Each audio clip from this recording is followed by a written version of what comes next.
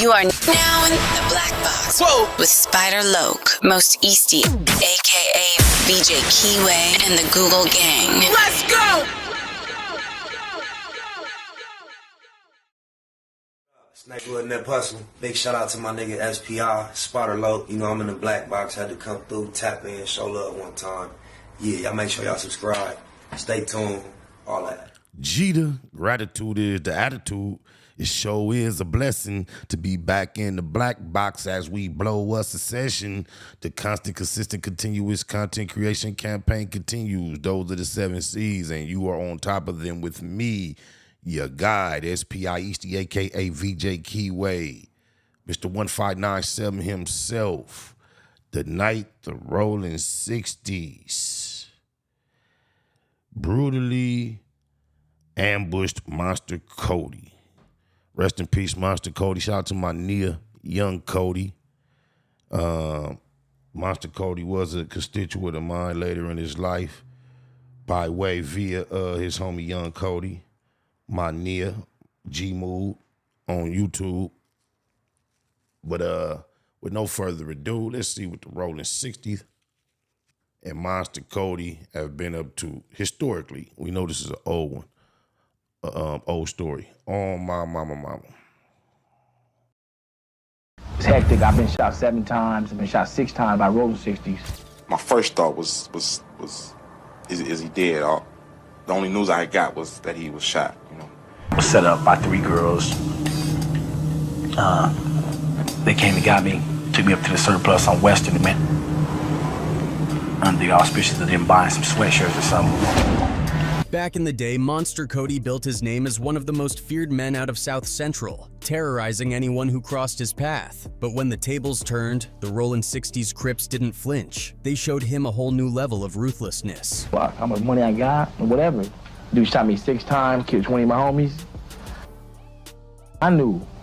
You know what I'm saying? I grew up with. Back then, the alliance between the Rollin 60's and the 8 Trey gangsters had completely fallen apart, and the streets were on fire. Everywhere you turned, there was bloodshed. Right in the heart of all that chaos was Monster. To him, it was personal. If he spotted a Rollin 60 from a distance, it was instantly on sight. No questions, no hesitation. But even with all that rage in his chest, nothing rocked his world like what came next. See, the Rollin 60's weren't reckless. They were calculated with their hits, known for watching and waiting before making a move. So the day Kody let his guard down, it turned ugly fast. Everything went left. One moment he was moving through the neighborhood, and the next, he was fighting for his life. Turn around, try to run, he shoots me in the back. The bullet that hits me in the back knocks me down on my face, and I'm dazed. So now I'm getting up on my knees, and the guy kicks me in the stomach, kicks me over. From early on, Monster had already stamped his name in the streets. He jumped into the 8 Trays at just 11, locking himself into a life that didn't promise much but chaos. By 14, he was already knee-deep, connected to murders, catching cases, earning stripes the hard way. But how does this story really unfold? Let's get into it. If you know the history, then you know the alliance between the 8 Trays and the Rollin 60's fell apart around 1979, right after the killing of a dude named Tyrone Hardiman. Tyrone wasn't just anybody. He was the brother of Big Rick, who at the time was one of the most influential figures in the Rollin 60's. After Tyrone got killed, things got real ugly between both sides. Tensions shot through the roof. That infamous night, infamous day that happened, that was March 3rd. That was March 3rd, 1979. Tyrone got killed. At first, there were just a few killings here and there, but the whole story flipped the moment Kody Scott, aka Monster, stepped into the picture. Now for some background. When Tyrone was killed, Kody was actually locked up, doing time for shooting at a fast food worker.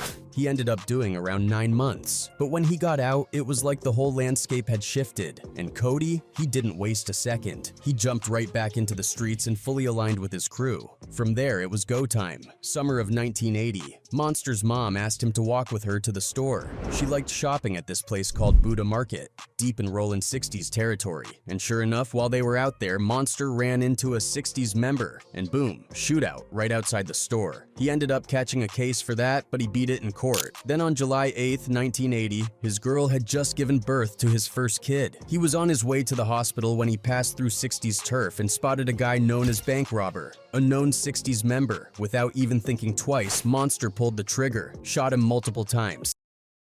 I know I usually be asking where they get all these details, but I'm pretty sure they got a lot of these details out of Monster Cody books. Oh, my mama. And with that being said, would you say Monster Cody is a pioneer of this time where Niz is sharing a lot of what's going on, activities, ups, downs, ins, outs, rights, wrongs, wins and losses with this gang activity? Is he like one of the first, just on a different format? And we got these digital platforms now. Let me know what you think in the comments. Then drove off like nothing happened. By then, Monster said the war was already in full swing. 8 Trays had lost about 5 people, and the 60's had lost around 8. This wasn't just a street beef anymore, this was real war. At one point, the 60's even kidnapped an 8 Tray member's sister, held her for 3 days. What they did to her was sick, beyond messed up. That single act triggered a whole new level of retaliation. Some of the 8 Tray homies were out for blood, and not just any kind. They were hunting for top 60's members, but they couldn't find them. So instead, they grabbed another 60's member, went all out, chopped him up, and even kept his arms as trophies. Pure savagery. Monster Cody did an interview, and he said that he brought somebody's arm. You mean to tell me that story is real? Yes, that was Jay Blake's arm. By the end of 1980, Monster... Damn. I ain't mean to laugh, but damn. Oh, my mama, that's crazy.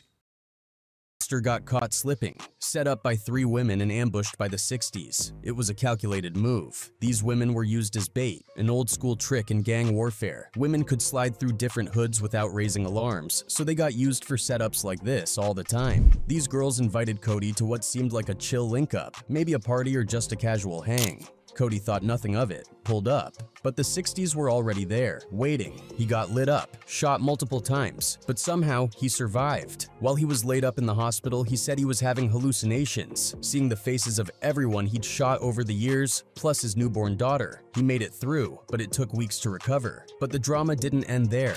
Kody's little brother Kershawn, Lil Monster, wasn't having it. Thought his big bro was gonna die, and he wasn't about to let that slide. Dude got strapped up quick, no long talk, just action. That same energy led him to his first body. I felt the loss that I might lose my brother. You know, I felt empty. As the night progressed along, I think I was overcome with revenge. New Year's Day 1981. Kershawn and a few young 8 Trays went wild, hit a party in 60's territory. Kershawn shot 2 teens there. Later that same day, they did a drive-by and killed another teen. They knew retaliation would be swift. But with it being a holiday, January 1st, 1981, they knew that we would eventually catch somebody out. Dates and times, New Year's Day. That's crazy. I lost my homie Milk on New Year's Eve. And New Year's Day was a crazy day on my mama, east side. When we did, we ate him up. I hung out the window first. Eventually, he got caught and was sentenced to 5 years in juvie for murder. And while Kody was still in recovery, the same crew that tried to kill him came back to finish the job. This time, a nurse stepped in, literally saved his life. One name that kept popping up around that time was Fred Hill. Fred was a respected shot caller for the 60's, and word on the street was that he was the one who actually shot Kody that night 6 times. Even Kody himself pointed him out. Not long after, Fred got arrested and hit with a first-degree. Hold up. Wait a minute. Did they just say Kody pointed him out? Let me back that up. Hold up. Hope that ain't what he said. Shh. Catch somebody out. When we did, we ate him up. I hung out the window first. Eventually, he got caught and was sentenced to 5 years in juvie for murder. And while Kody was still in recovery, the same crew that tried to kill him came back to finish the job.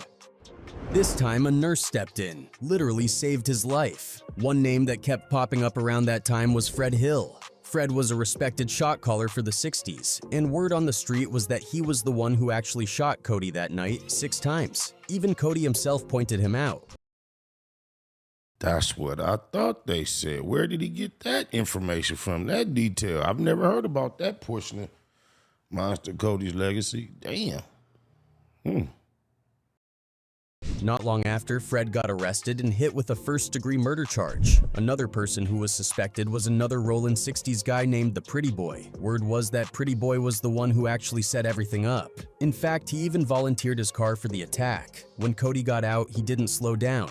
Not even a little. He went straight back to hitting Rollin 60's targets. No hesitation, no second guessing, just back on go mode. But the real question is, how did Monster Cody become the person he turned into? Kody DeJohn Scott, better known as Monster Cody, was born on November 13, 1963 in Los Angeles. His parents, Ernest Scott and Bertie Canada, were originally from Houston, Texas. Cody was the 5th out of 6 kids growing up with 4 brothers and 2 sisters. Now, Cody always believed there was a chance his real father might have been Dick Bass, the former Los Angeles Rams running back. He suspected his mom might have had an affair with him, but there's no actual proof. Whether true or not, his supposed father, Ernest, held a heavy grudge against Bertie over the rumor. And Cody, he paid the price for it. Ernest regularly abused Bertie, right in front of the kids, and Cody got the worst of it. He was constantly singled out, beaten, and emotionally shut out. Ernest clearly favored the kids he believed were biologically his. He'd take them to the movies, restaurants, even back to Houston to visit family. But Cody left behind, every time, on purpose. By 1970, Bertie had enough and divorced Ernest. But even after the split, Ernest still came around on weekends and still made it clear he had no love for Cody. In 1972, Bertie moved the family into a spot near 69th Street and Denker Avenue, right in the heart of South Central LA, a neighborhood already heavy with gang activity. She was working multiple jobs just to keep the family afloat, so she was barely home. Cody, feeling left out by both parents, started spending more and more time outside, looking for a sense of belonging. And that's when he started hanging around a neighbor named Stanley Tookie Williams, none other than the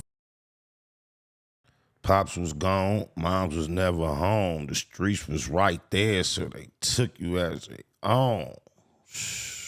Rest in peace to the late great founder of the Crips. In Blue Rage Black Redemption, Tookie wrote about how young Cody would always be hanging around the set, watching them lift weights, smoke PCP, and brag about shootouts like it was nothing. Cody soaked it all in. And at that age, it's very easy to feel powerless because a lot of us are powerless. So we join gangs, as I did, for the power.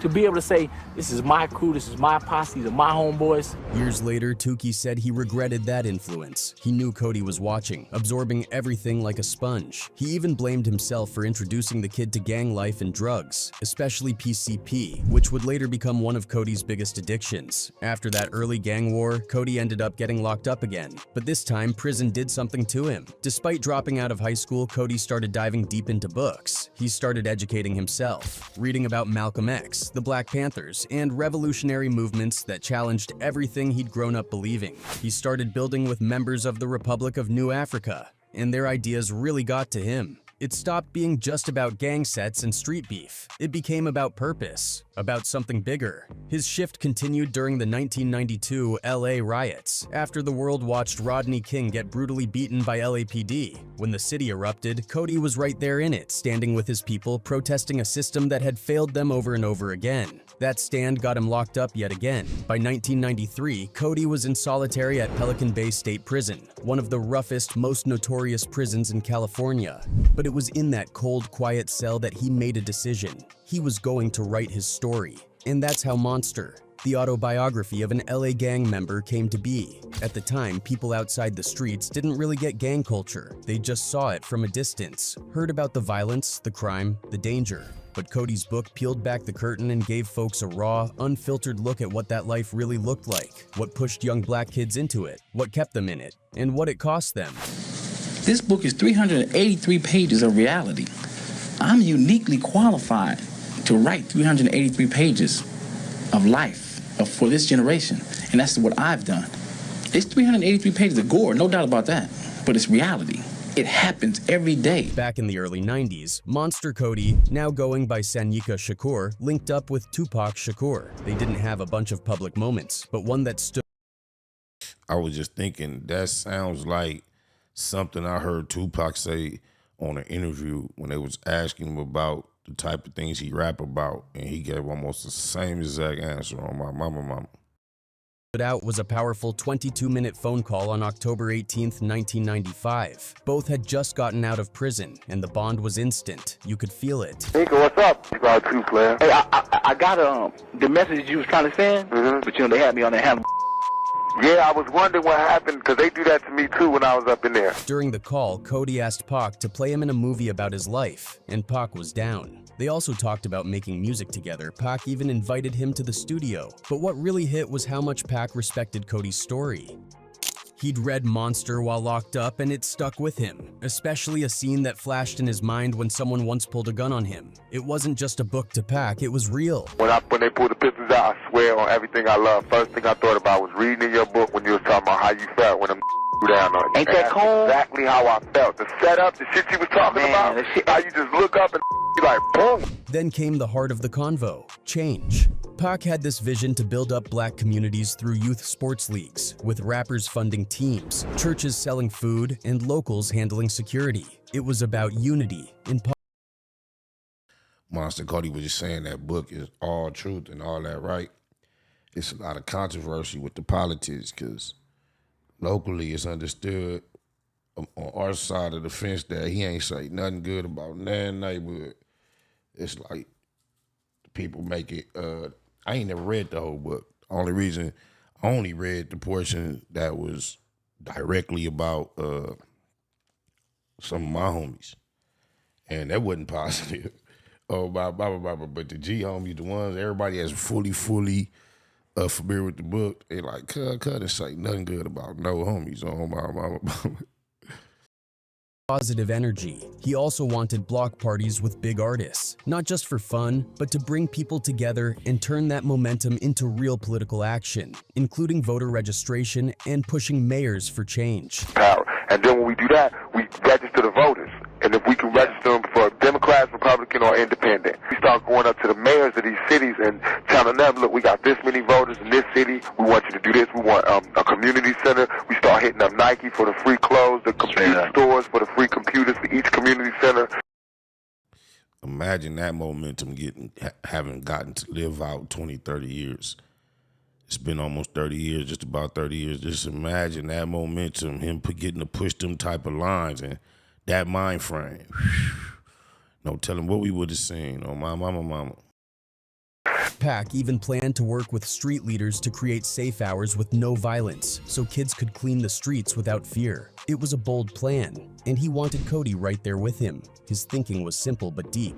Give the community safe zones and safe times, and on top of that, he wanted politicians to make sure the cops weren't harassing folks during those peaceful hours. What Tupac was dreaming up wasn't some short-term fix. It was a full-on strategy to take the power back. And Kody, he was all the way in. He believed in Pac's vision and was ready to move with him. You know, I'm with all that, Pac. You know, anytime, anything I can do, brother. You know, that's what I'm about, man. I've always been less of a talker, more of a doer. During that same call, when they typed this in to the AI, they should have spelled Pac, P-O-C-K on my mama, then they would have pronounced it right. They even talked about writing a book about Tupac's life. Kody was down, and Pac was already trying to put something together. That time he said Pac, last time he said Pac. Pac called Monster a classic, but Kody told him straight up, your story's gonna be even bigger. And looking back, he wasn't wrong. They also talked about the Quad Studios shooting, that infamous moment that changed Pac's whole trajectory. Before that, he was all about unity and revolution. Afterward, he felt betrayed and started leaning more into the street life. Kody warned him to keep his circle tight, said he only trusted a few people. Knowing how everything played out, those words hit even harder now. After Tupac was killed, Kody didn't buy the official story. He immediately had questions. Why wasn't Pac wearing a vest? Why did it seem like a targeted hit? Why only Pac got shot, not Suge? And with rumors that Pac was planning to leave death row, Kody couldn't shake the feeling that something was off. He even tried doing his own digging to get to the bottom of it. Later, he ended up running into Suge in prison. Suge reached out to him talking about the bond he shared with Tupac, but that didn't really change how Kody felt. He never fully trusted the official version of what happened that night. Kody and Tupac never got the chance. I thought Monster Cody interviewed Baby Lane too. I could be wrong. I thought he did. Talk to him some.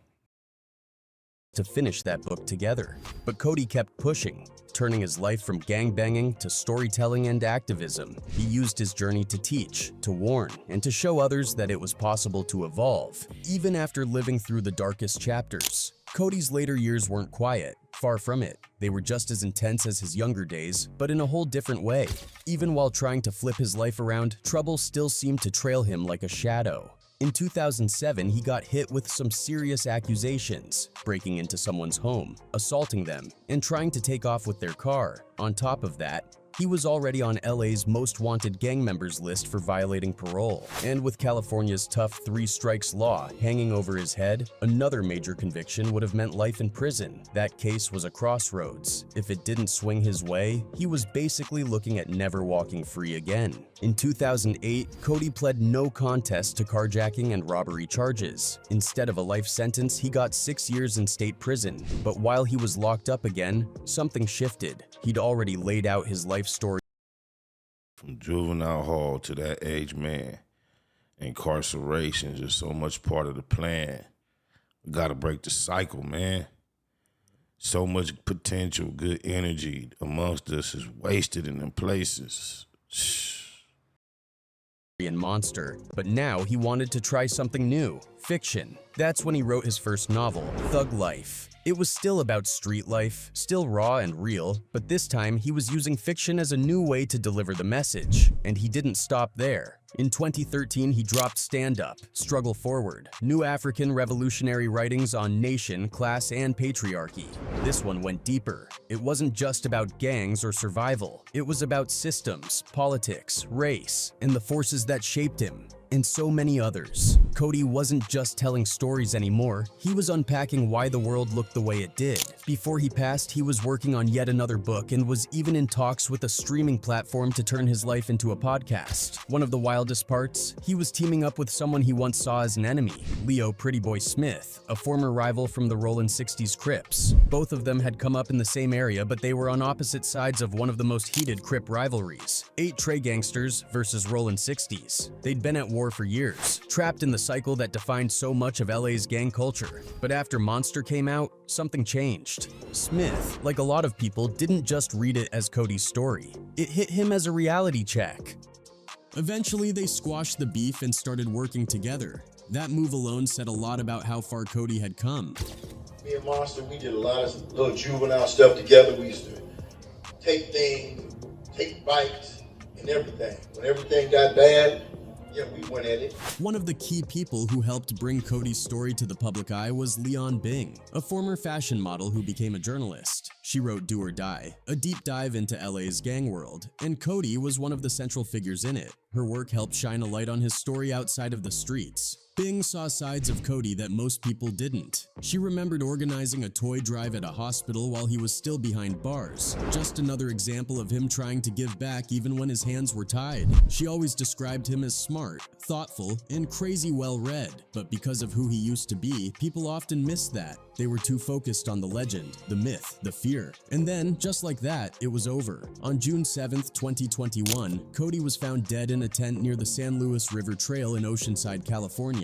His wife, Tamu, was the one who found him. Authorities said his body had been there for a while. It was badly decomposed when they discovered it. No foul play was suspected, and the official cause pointed to natural causes.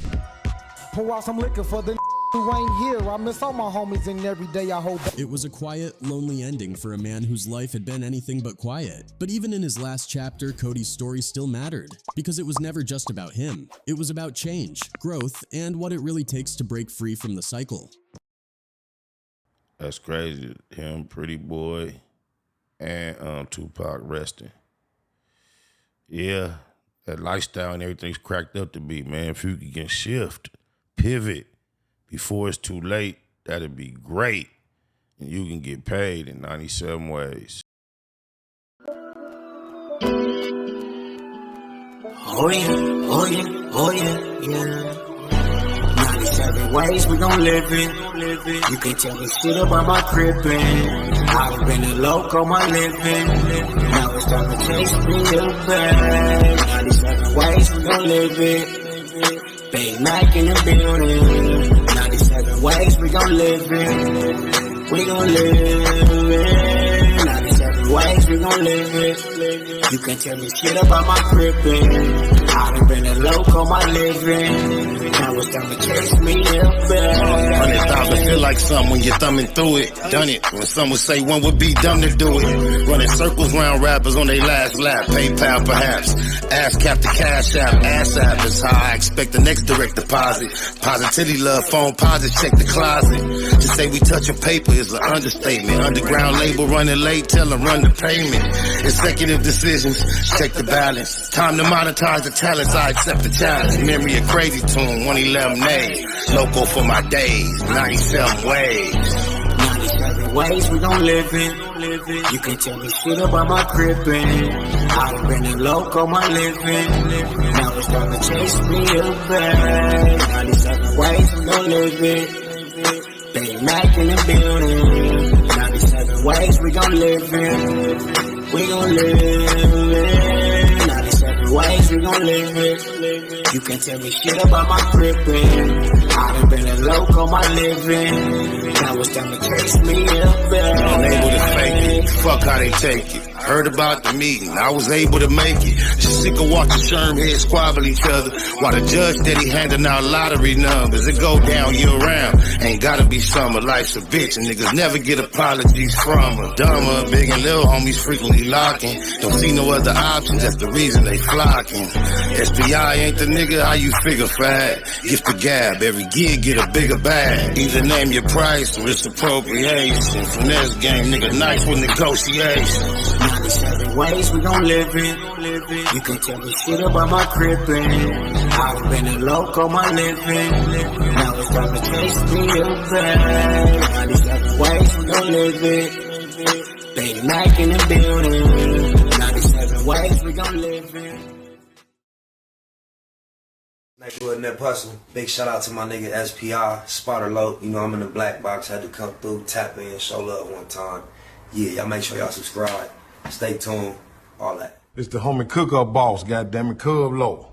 And y'all tuning in to the Wake and Bake Show with goddammit the homeboy Spider Low. Here with SPI, the realest nigga in LA. Spider this bitch! My nigga is Spider Low. Spider Low, nigga. Spider Low. It's Spider Low. Spider Low. Spider Low. Spider Low. Spider Low, that's my nigga. Spider Low. Spider Low. Shout out to SPI, that motherfucking nigga. Spider Low, Wake and Bake.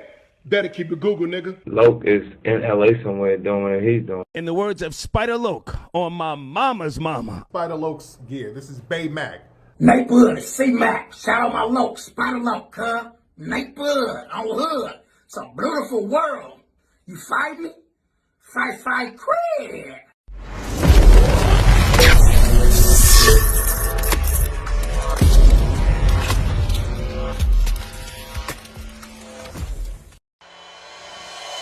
Point blank, through no subliminal dissing. When I listen, I can tell you never been on no mission. Sticking to the script, don't care if I offend you. Neighborhood crib, the marathon I overlook my competition, never seeing them. I done trained my mind that I'm going. You could tell by how I walk, talk, I'm a boss. A east side millionaire, homie, what you thought? My life is a movie. They can't get close to me. They mad cause they can't be. I'm everything that they wanna be, yeah. You are now in the black box. Whoa! With Spider Loke, Most Easty, aka BJ Keyway, and the Google Gang. Let's go!